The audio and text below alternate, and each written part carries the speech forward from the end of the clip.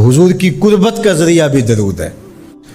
کون سا مومن ہوگا جس کو حضور کے دیدار کا شوق نہیں ہے؟ کثرت درود کی برکت یہ ہے کہ حضور کا دیدار نصیب ہوتا ہے۔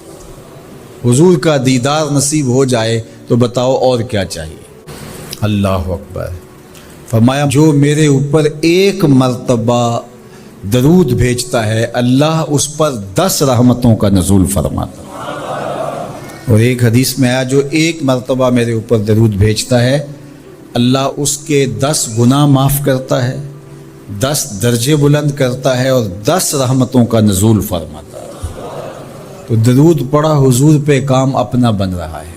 تو درود پڑھنے سے انسان کا باطن سنورتا ہے، اندر پاکیزگی نصیب ہوتی ہے، گناہ دھلتے ہیں، عیب دھلتے ہیں، پریشانیاں ختم ہوتی ہیں، مصیبتیں، آلام، مصائب، دکھ، ٹینشن، پریشانی جو کچھ بھی ہے یہ ختم ہوتا ہے۔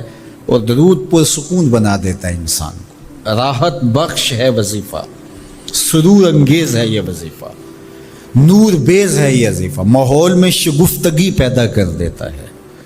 اگر درود شریف پڑھو گے تو تمہاری بہت ساری پریشانیاں ختم ہو جائیں گی، تمہارے دکھوں کا مداوع ہوگا، تم ریلیکس ہو جاؤ گے درود پڑھنے۔ یہ درود شریف کی برکات ہیں۔ ایک مرتبہ درود پڑھنے سے 10 رحمتیں نازل ہوتی ہیں، اور جو بار بار حضور پہ درود پڑھتا ہے تو بتاؤ کہ کتنا بڑا ذخیرہ رحمتوں کا اس کے اطراف میں پھیل گیا۔ تو اس لیے کثرت کے ساتھ درود پڑھنا چاہیے۔ حضور علیہ السلام نے یہ بھی ارشاد فرمایا کہ جو میرے اوپر درود پڑھتا ہے میرے اوپر لازم ہے کہ میں اس کی شفاعت کروں گا۔ شفاعت رسول کے حصول کا ذریعہ درود بنتا ہے، چونکہ ہمارا آسرا ہی حضور کی شفاعت ہے۔ وہ دامن شفاعت کھولیں گے تو ہم گناہ گاروں کا کام بنے گا۔ اور وہ نصیب کیسے ہوگی حضور علیہ السلام کی شفاعت؟ کثرت درود سے۔ یہ بھی ارشاد فرمایا آقا کریم نے قیامت کے دن میرے سب سے زیادہ قریب وہ ہوگا جو کثرت کے ساتھ میرے اوپر درود پڑھنے والا ہو۔ اللہ کا فرشتوں کی مجلس میں حضور کی ثنا کرنا یہ درود ہے۔ حضور کی مدح فرمانا، محبوب کی شانوں کو بیان فرمانا۔ یہ صحیح بخاری میں صلاۃ کا ترجمہ حضرت ابو العالیہ رضی اللہ تعالی عنہ سے کیا گیا ہے۔ تو پھر درود کا مفہوم بہت وسیع ہے۔ حضور کی مدح و توصیف، حضور کے حسن کا بیان، حضور کے خصائل کا عنوان، آقا کریم کے شمائل کا تذکرہ، حضور علیہ السلام کے فضائل کی باتیں، حضور کی عظمتوں کا عنوان، یہ سب کچھ درود کے زمرے میں آتا ہے۔ اور پھر ساتھ صیغہ بھی درود کا ہو اور اس میں شانیں بھی حضور کی ہوں، جس طرح درود تاج میں ہے، تو اس میں حضور پر درود بھی بھیجا گیا اور ساتھ حضور کی عظمتوں کو بھی بیان کیا گیا۔ تو یہ ایک خوبصورت گلدستہ بن گیا۔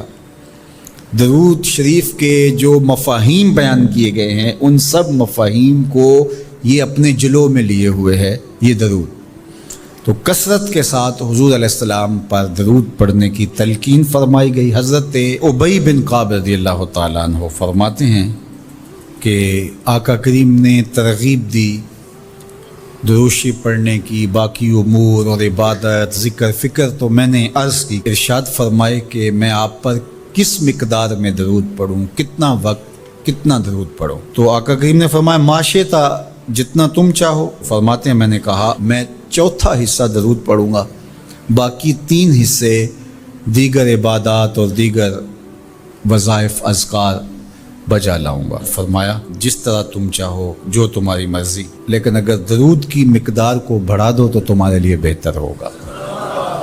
تو میں نے کہا النصف، میں آدھا وقت درود پڑھا کروں گا اور باقی چیزیں باقی آدھے وقت میں کروں گا۔ فرمایا جس طرح تم چاہو، لیکن اگر درود کی مقدار کو بڑھا دو تو تمہارے لیے بہتر ہوگا۔ میں نے کہا کہ حضور میں 2 حصے درود پڑھوں گا اور 1 حصہ باقی وظائف اوراد بجا لاؤں گا۔ فرمایا جیسے تمہارا دل چاہے، لیکن اگر تم درود کی مقدار کو بڑھا دو تو تمہارے لیے بہتر ہوگا۔ فرماتے ہیں میں نے کہا حضور میں پڑھوں گا ہی درود، سارا وقت میں آپ پہ درود ہی پڑھتا رہوں گا۔